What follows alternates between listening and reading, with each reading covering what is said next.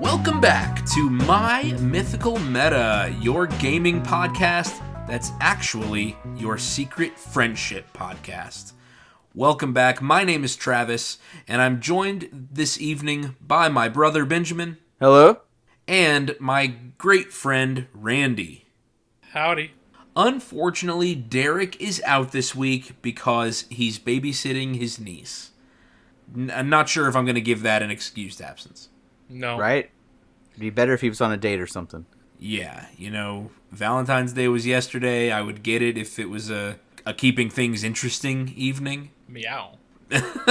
But it's just, I don't know, just doing something nice for a family member. I don't get that. Yuck. Welcome back to My Mythical Meta. We want to welcome any new listeners who just found us at TCG Con Houston. Welcome to the meta. We are so glad you're here. I hope you guys are giving the pod a good, honest shot. Welcome to the meta. You are so lucky to be listening because if you have any regrets about not picking up dice at the con, we have got you covered. You can still place orders online, and now that you're listening to the podcast, you have just discovered the promo code META, which can get you 10% off your purchase at eldoradogaming.com. I've already had somebody contact me through Facebook saying that they regretted not getting something and that they want something else. So here's your chance. Use promo code META, eldoradogaming.com for 10% off. First, shout out to David, still our number one patron. Yeah, it was so great to see him at TCG Con. Yeah, David came out to the con, showed up, said hi. We were so excited to meet you face to face. So glad that you are still a patron even after meeting us face to face. I'm sorry that you got last place in the Yu-Gi-Oh tournament. It sounds like you need to switch to Magic. Yeah, if you do, come talk to us at the next convention. We can hook you up with some good cards to help build a deck. That's right. We'll set you up with that Patreon 20% off discount code. That's right, listeners. You heard it right. By joining our Patreon, like David, patreon.com/mymythicalmeta, you can discover a 20% off code for eldoradogaming.com. Not only that, but early and ad-free content, a promise to be ad-free forever with all of the content that you get through the Patreon, and access to the My Mythical Meta Discord server. All four members of the meta, me, Benjamin, Randy, and Derek, we're all present in the Discord server. We want patrons to have a community that's laid back and fun, and we can't wait to see you guys there. Benjamin, what is this week's surprise perk for joining Patreon? This week's surprise perk for joining Patreon is pictures of my mother as a baby. You join our Patreon, I will dig out the old books, find some cute pictures, maybe some not so cute pictures, and we'll hook you up. Oh my god. Black and white on a bearskin rug. Oh my god. Maybe our baby pictures. Maybe that's what we can do. Sure. I've got a baby picture of mine on the mantle. You know what? You got it. I'll scan it in. Yeah, I have a baby picture of mine on my kitchen wall. Yeah. So yeah, that's this week's surprise perk is baby pictures of the members of the meta. So if you're into that, you need to see us as infants. Now's your chance. I gave one to Nikki a while back. I don't know what is going on exactly in the photo. Well, I mean, I'm probably like 4, but I'm like laying on my side, like leaning up, doing like this kind of like you would if you would imagine like if you were laying on a bed, and you're leaning, you got your legs kind of like, like one's bent up and then and I'm over here like, what's up? So yeah, Randy, you have to give me that picture so that I can put it in the video. I'll see if I can find it. It's okay. I think I know where it is. So awesome. Yeah, that's a great perk. I love that. A second shout out, not to a patron, but hopefully soon. A shout out to John Tran. He met us at TCG Con, and he went on to Facebook and gave us a 5-star review. Dang. Thank you very much, John Tran. We were glad to hook you up with some Magic cards, and it was really great meeting you and hanging out. there was a weird interaction where he asked me if I had Liliana's contract, and the Liliana's contract that I remember having is in my Rakdos Lord of Riots deck. So I had said no, but then as he was flipping, he found it. So we got it all squared away. John Tran has his Liliana's contract now. It was great to hang out with you, John Tran. John Tran. I wanted to say it too.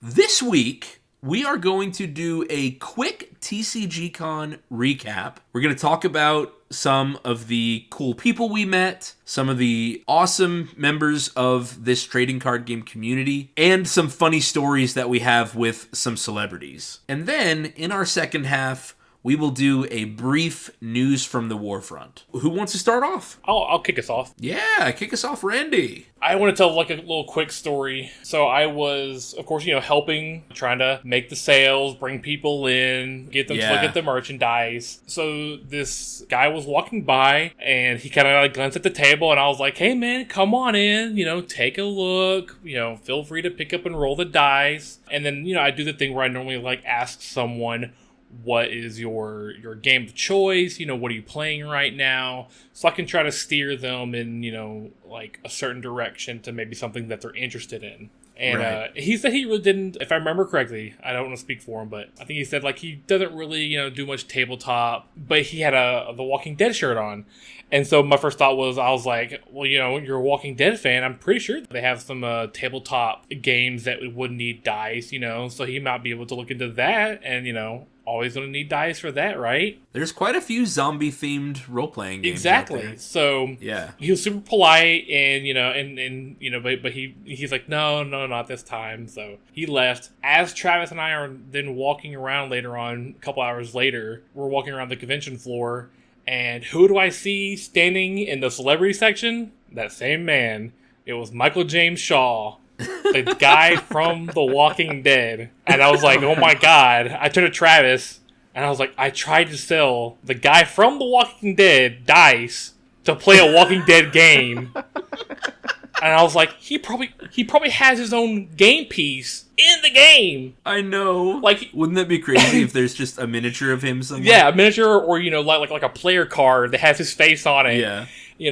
But he also does Corvus Glaive, so there's definitely game pieces of that. And it's just like, I try to sell this man dice to play a Walking Dead game, and he's probably like, I don't want to play Walking Dead, I'm in it. So embarrassing. I know, I went up to him. His line was short at that moment, so I went up to him and I was like, yeah, I didn't know you were in The Walking Dead when I tried to sell you dice, to play a Walking Dead game. He was super nice. Just a funny story with Michael James Shaw. Yeah, that was a really funny moment for me to be on the sidelines for. It was just like so, I was just thinking, just like just watching you walk up and be like, I am so sorry.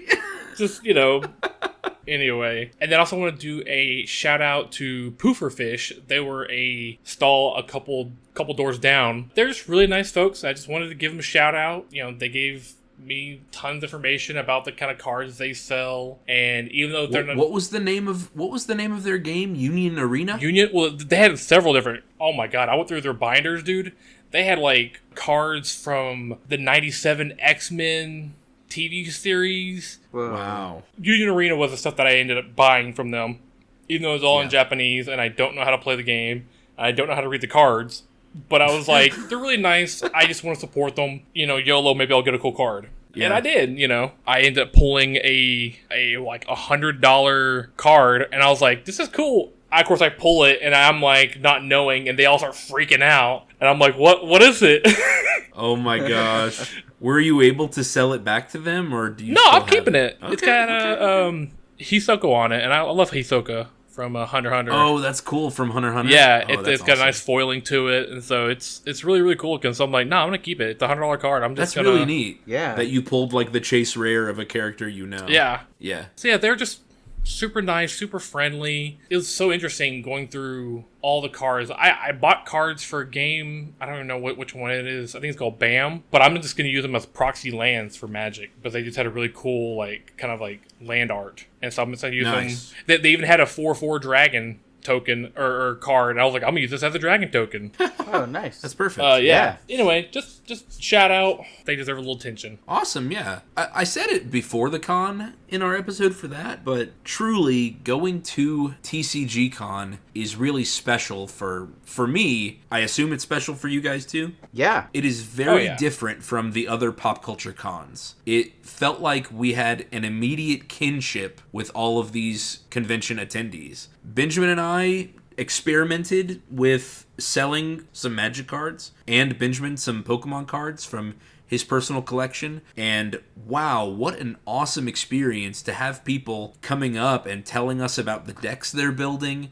We were able to give some people some deck feedback, some cards that would be good. There was a guy who came up, he was basically asking me how to make an Enchantment Voltron, green and white commander deck. And that is right up my alley. I've done that many times. I've had Sigarda, Host of Herons. I've had Kestia the Cultivator. I have Uriel the Miststalker right now. So green-white Enchantment Voltron is one of my favorite archetypes out there. So I was just rattling off cards for this guy to look for and to find. It was a really neat experience. Benjamin and Randy, did y'all have any experiences like that with interacting with some Magic players? Yeah, I had 2 different guys come up and they were building various black decks, and of course black is my specialty. One was building a black-white sacrifice deck, very similar to my Shirei Oh, that's right. type deck. What's the name of the actual commander for that deck? The commander is Nethroi. Nethroi, that's right. Yeah. Nethroi, and then you get out Shirei as fast as possible. Exactly. So somebody was doing that, and now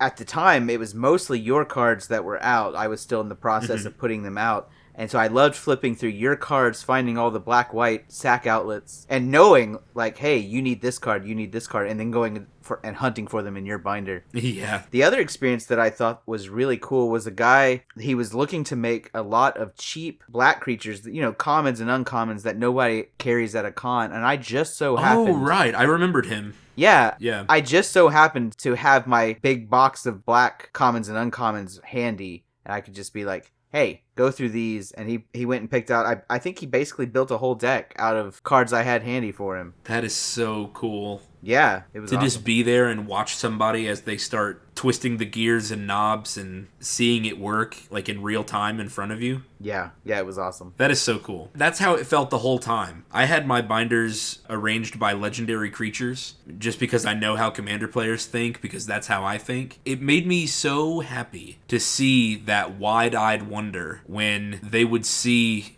an old commander that hadn't been reprinted in 5 years. To see the face of somebody who sees Edgar Markov for the first time. Right? They've heard about it. It's a boogeyman in their local shop, but they never had the opportunity to buy the card until now. It's like that Santa Claus M&M commercial. They do exist. He does exist. Yeah, it was really cool to have that happen several times.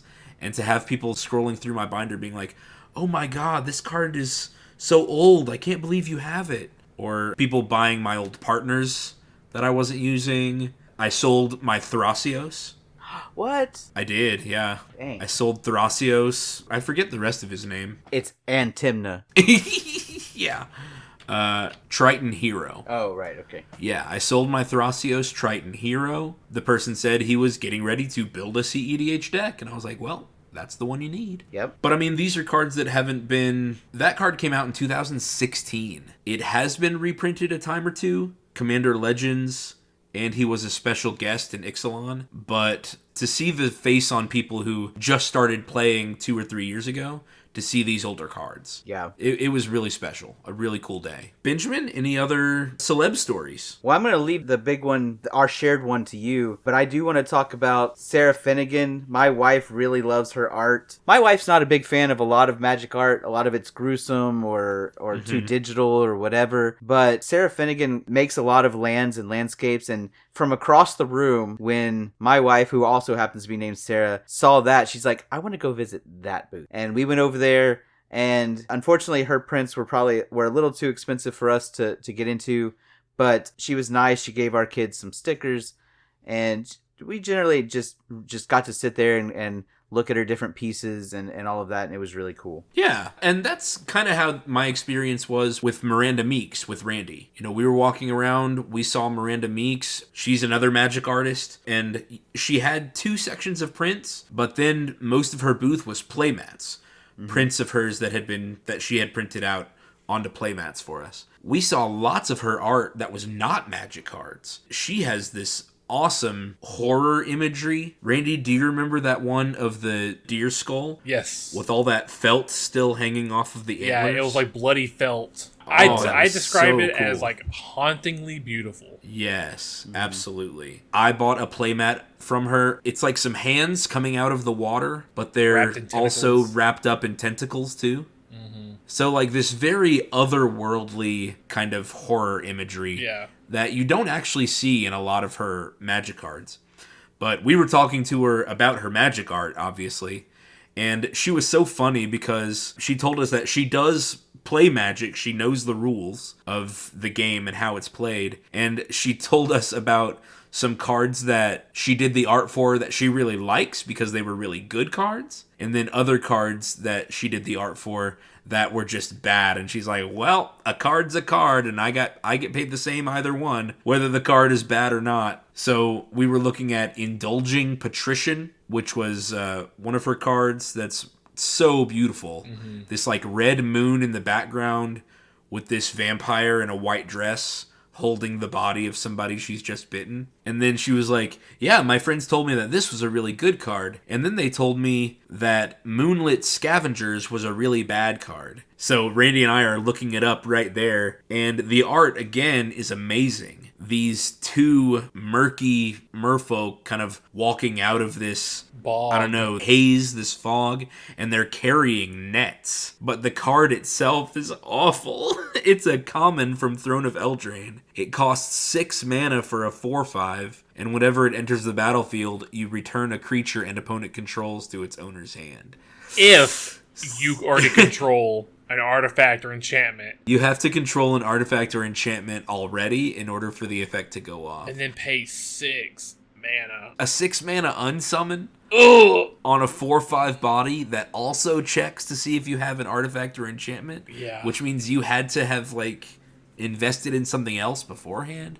She's like, but a card's a card, and I'm still really proud of the art. And I've got to say, this particular art came up when I was looking for inspiration art for my Merfolk Pirate. Oh, really? Oh, yeah. This is a character I've mentioned a couple times that I'm still playing right now in Randy's Pathfinder game, and this art came up for it. So if you're watching the video, this art will be up. Miranda Meeks is amazing. Her art is simply stunning. Yeah. I also wanted to give a shout out to a local collector that I had a great time chatting with. His name was Bill Todd. He had a bunch of one-of-a-kind or very limited edition gaming memorabilia and collectibles, comic covers, vinyl covers that had been touched up by artists. You know, I spent a lot of time just staring in awe at all the stuff he had on display, and I'm looking forward to trying to find his local shop and doing more on that because it was amazing. And he was super friendly. Talked me into buying all the pieces I needed for a mill deck. I had a lot of fun there. Cool. I'll do our shared story. So Benjamin and I were breaking down the booth after the entire convention had closed, and we had just finished loading all of our stuff into the van, and Benjamin is in the driver's seat. His daughter Margaret stayed with us to help break down too, and I was walking back in through the loading doors to walk through the convention center to get to my car, and I see somebody waiting at one of the tournament tables by themselves. And I look just a little bit closer, and it's Michelle Knotts. This is the voice actress who Benjamin had said in our hype episode for the con that he was really excited to see because she did the voices for Misty, Jessie, May, Nurse Joy in the later seasons of Pokemon. I mean, this is a core memory for the both of us. Yeah. And she was just sitting there by herself waiting for her ride after breakdown. So I get Benjamin on the phone because I don't want him to drive away. And then I walk up and I say, sorry to bother you, are you Michelle Knotts? And she says, yes. She's immediately super friendly and polite. She said she's just waiting for her ride since she was staying for an extra day. so she didn't need, to add on to the rush from all the other celebs' hospitality stuff, getting taken to their hotels or airports or whatever. So I tell Benjamin on the phone, hey, come back in. You can meet Michelle Knotts. She's just sitting here at the tables. And Michelle gave both Benjamin and I signed prints for free. Yeah, she was super friendly. I was really glad you called me. Good job. Yeah. And I mean, I was like, are you sure? I can pay for the print, whatever. And she said, oh, no, don't worry about it. I mean, basically insisted. So we always love to see celebs who are humble and gracious and makes it seem like they're one of us. Yeah. And they appreciate that we love their talent, whatever they put out. Yeah. My last story is about Larry from Team APS. If you're following our Instagram or Facebook, I got a picture with him, and this was another story of him just walking through the main convention floor. He walked in front of our booth. I just kind of shouted out, Team APS, woo! Expecting him to just continue walking past, but he didn't. He came right up to the booth. We started talking. I told him about my Yu-Gi-Oh journey, that I had really only played Yu-Gi-Oh for about 6 months when Yu-Gi-Oh Master Duel came out, and I told him that I thought it was really cool that he and Team APS had done that crossover stuff with the professor on Tolarian Community College, where they made him play Yu-Gi-Oh and then he made them play Magic. And he told me that he had been really getting into Magic ever since then. He was telling me about a deck that he made, and eventually he bought cards from our booth. So that was super exciting for me. I was really nerding out to see that this influencer was gonna buy Magic cards for me. How weird. How bizarre. I had no idea. This Yu-Gi-Oh influencer was gonna buy Magic the Gathering cards from me. That was just a really cool story that I couldn't have expected going into the weekend. It was so much fun. Anything else y'all want to add to our TCG Con recap? No, just had a great time. Can't wait to do it again. Hopefully we get to see more people next time. Yeah, I agree. Benjamin? We lost Benjamin. Benjamin, are you there? Oh, sorry, I was on mute. Aww. I was talking to several times. I wanted to shout out CJ Lounge. Oh, yeah. So he came by both days. He had Yeah. the coolest shirts that he designed himself, Magic-based art, but obviously his own art. He's not stealing from the great Magic artists that we got to meet or that are out there. Magic-inspired art, and he was so friendly. Couldn't tell if that was that his wife with him? I don't know, but she was with him at Onicon, too. Yeah. So best friends, wife, girlfriend, who knows? But both of them were super nice at Onicon, and then it was cool to reconnect and see them again. Yeah. And I'm thinking about some El Dorado Gaming collabs with him in the future. Yeah, I think that would be so cool, because his art is fantastic, and I loved his shirt. So yeah. Hopefully he gets to hear this and appreciates the shout-out, because I really did love getting to meet him and talk to him more this time. For sure, and we will link to his Etsy shop in the show descriptions. Awesome. All right, that is our TCG Con recap. Our top-selling dice this convention were the Treasure D6s. This is pretty funny for me, actually, because they're not usually a top seller at cons, but it does kind of make sense that just the D6s were our top seller here, because our customers were card gamers. They're people who just need counters. So that was really cool, and I recommend you pick up your own at eldoradogaming.com. Are we ready for news? Yeah, let's do it. All right, let's jump right into news from the Warfront.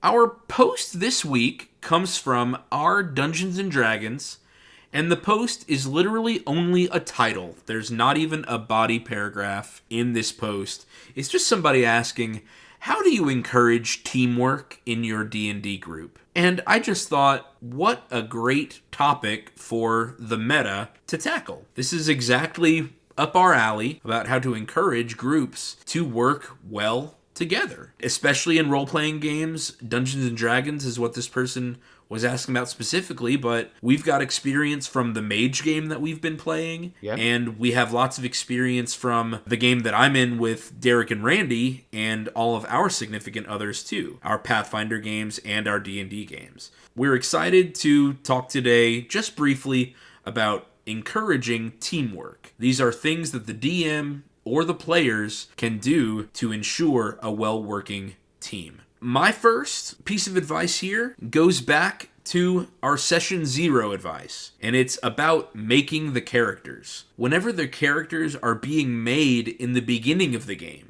before the game even starts, make your characters with a group in mind. Establish roles before the game even begins. What are the responsibilities going to be for each person? That way, you need an entire cohesive group in order to be successful on your missions or on your adventures. And then, once you have those roles established, establish relationships between those characters that keep them together. Something outside of the adventure you're in that has these people staying together anyway. Master and apprentice, brother and sister, childhood friend. It doesn't have to take a whole lot of effort to create a relationship where people care about each other just for that reason. It doesn't have to be anything bigger than family. Right.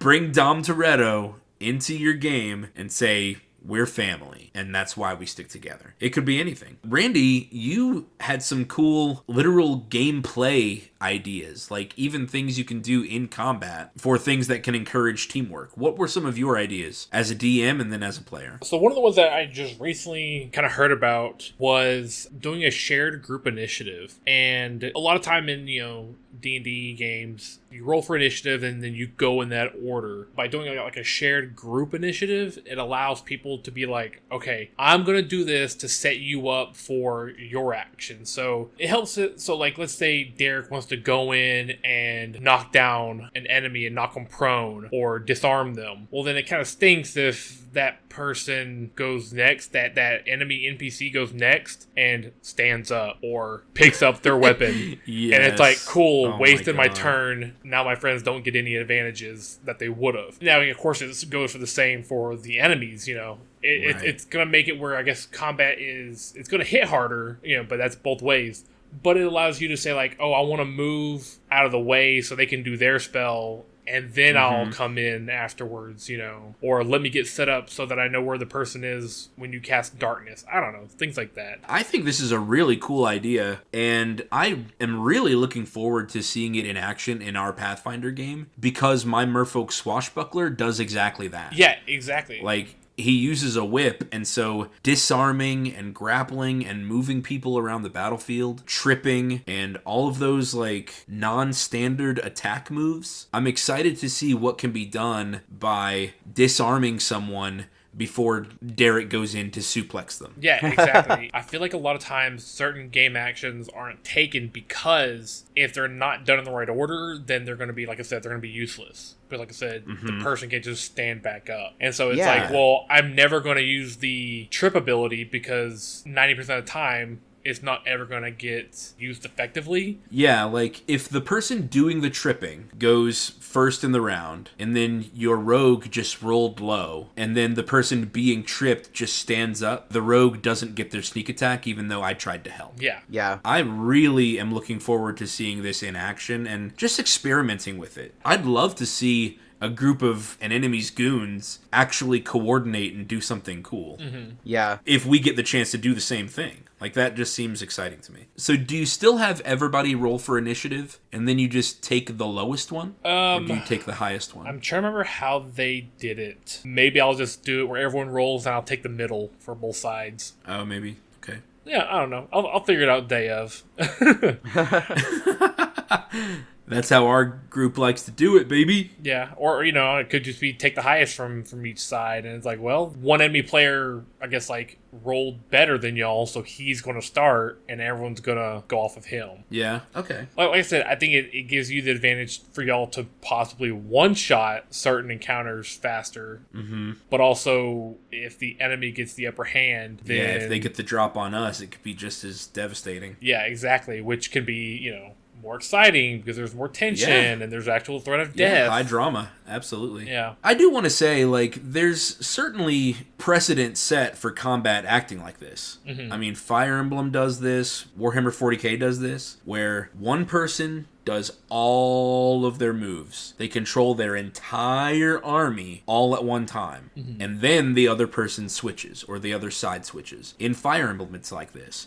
I control 10 different people, but I get to move them one right after the other without the opponents doing anything in between. And so if I need to make sure that one person is dead by the end of the round, I can put 3 people on them. You know what I mean? If it were the other way, where I get to move one person, they get to move one person, I get to move one person, they get to move one person, that is an entirely different game that really takes a lot of planning out and becomes a much more reactionary game. I have to react to what the other people have done every turn, rather than getting the opportunity to plan. Listeners, if you want to weigh in on some possible pros or some possible cons of a shared group initiative in combat, let us know. Reach out to us. This, I think, sounds kind of experimental in a role-playing game. Pathfinder D&D has never done this. So if you've tried it out, let us know how it went. Another, I think, good idea is just by encouraging roleplay between players outside of combat. It's maybe kind of tangential to what you were saying with like establishing relationships between the characters. Yeah. I tried to do that some in our last D&D game with giving y'all downtime, and it's like, what do y'all want to do? You know, hoping that like y'all would do stuff together, but by getting y'all to cooperate, you know, situations that don't involve combat. Yeah. Group initiative in combat,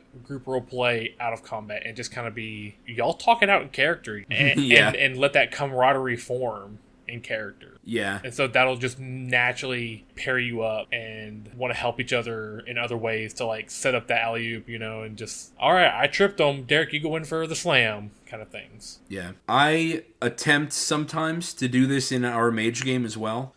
For example, in our last session, you guys were kind of talking out of character about whether you trust the people you're working for or not. And y'all were just saying, do we think this guy's good? Do we think this guy's bad? What are your thoughts about him? And I kind of planted the seed, like, these are conversations you could have in character if you wanted. Is River saying that kind of stuff to Thomas? Or is she holding it to herself? You know, if y'all want to have these conversations about the people you're working for, I think that's a great conversation for your characters to have.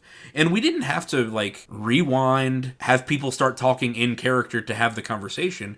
Okay, we don't have to re-have this conversation, but now we know what our characters are thinking about and what side our characters are leaning towards in this brewing conflict. So I thought that was cool. It's another way to build trust between you guys, to just say, listen, if y'all were talking out of character about all these issues, maybe your characters were just having coffee and had that conversation. Right. Just stuff like that.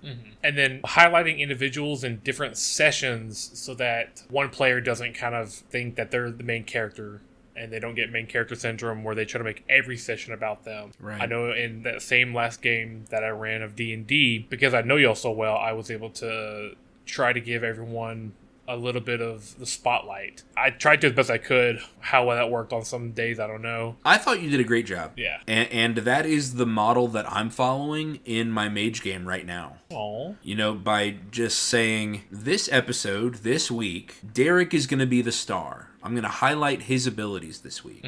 And so the other players, like, they know ahead of time, I'm going to be supporting cast in this episode. Because then they also know that an episode is coming up where they will be the star, if they haven't been already. Right. Yeah, I think it really encouraged, for example, in our last game, you know, I was happy that somebody else was highlighted because it meant that I could use my character to kind of boost them rather than trying to solve the problem. Like, I knew, okay, it's not my job to be the hero. It's my job to be the supporting character. It put me in the mindset of teamwork. You didn't have to come out and say, y'all are a team, and therefore you need to use teamwork in this episode to make it work. You know, by saying this is, or heavily implying this is Derek's one. I'm doing this as a way to highlight his character and his person, you know, his own personality. And I think this has been designed for him. I knew that I could work on just enabling what was going to happen, and it created a sense of teamwork without forcing it. And I think that as long as your players are the type who will play along with what you have in mind, this is a great way. Yeah, and in that last game, I really enjoyed, you know, it was Derek's episode more or less, but, you know, even the supporting thing, you know, where when he was in that, like, faux, I can't remember what it is exactly, but, you know, he was... Where he was controlling that avatar monster? Yeah, the avatar monster, and it's like, well, just, like, making him basically, like, power up and go basically Super Saiyan, using my character's abilities to enhance physical attributes. Evolve. Yeah.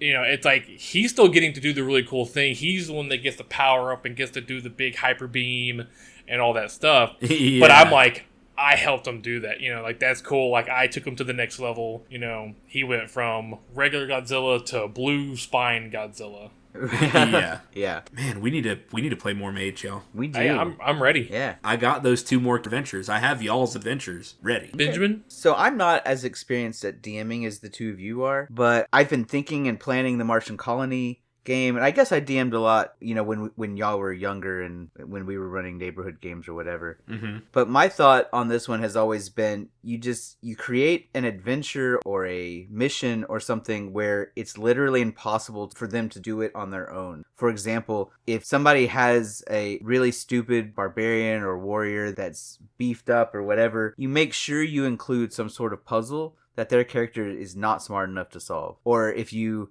have these high level spellcasters or whatever that can cast these reality warping spells, make sure you put something behind a lock that requires a pick. You know, yeah. Just a physical anti-magic lock. Yes, very simple. Or an anti-magic block of stone. Exactly. Or whatever. And, you know, make sure you put things so that throughout an adventure, every single character gets their chance to be the one that solves the problem. And yeah, maybe it means that they're not the ones doing the big thing at the big time, but it still lets them be the hero of the moment where everyone goes, man, I'm glad we didn't leave them behind. You know, glad you were here. Yeah, for sure. And so just sticking those things in there whenever you get a chance to, and finding places to let people's abilities shine. And then I guess that kind of goes along with the other thing I was going to say, which is just creating in your story places where people have to step up. That could be, you know, because they have the abilities that no one else has, but it could also be by creating narrative structure where that's the only person who can advance the story. You know, so-and-so's brother is there, and they're the one, no one else can convince them, but maybe your family bonds can be the one that make them change their mind. Yeah, that's really good. By empowering each person at a different time, making different people indispensable at different times, requiring people to work together so that they can't get main character syndrome, I feel like it naturally leads to teamwork because the story can't advance without everyone. I love it. Yeah. I think this is a good episode. What do y'all think? Yeah, I had fun. Benjamin, hit us up with some words of wisdom. We spent most of our time talking about a convention when the true heart of this was about teamwork. But I want to let all of our listeners know that the convention was like a role-playing session, and I was there with my team, with the people that I count on to make stuff like that a success, and we couldn't have done it without each other. Each of us brought something to the table, and so take even the little things we said now and think about ways that you can make other people the heroes of specific parts of your story. You know, use your powers not to beef yourself up, not to make yourself go Super Saiyan, but someone else, and encourage teamwork in your own life, and that's really what this podcast is all about, right? We talk about gaming, but it's really about friendship. And that's true for when you're the DM, and it's true when you are on a grand adventure like Eldorado Gaming or our friendship. Thank y'all for this weekend. It was great. This weekend was so much fun. I had a blast. I am looking forward to the next one. And the next one and the next. That is my favorite part of having joined Eldorado Gaming and having a great group of friends to help make it work. Yeah. Randy, I'm waiting for you to compliment us. I love being y'all's friends. There we go. Please remember that you can find us at Eldorado Gaming TX on YouTube, patreon.com/mymythicalmeta. You can also contact us directly at mymythicalmeta@eldoradogaming.com. Please remember to like, share, subscribe, and leave a review, a 5-star review. I hope you guys have a great week, and we look forward to the next one. Adios. Bye. Later. This episode was sponsored by Eldorado Gaming. Use the promo code META for 10% off your order. Please like, comment, subscribe, and share. This episode was edited by me, Travis Konishek. And our intro and outro music is by Tyler Heath of the Oh Hellos.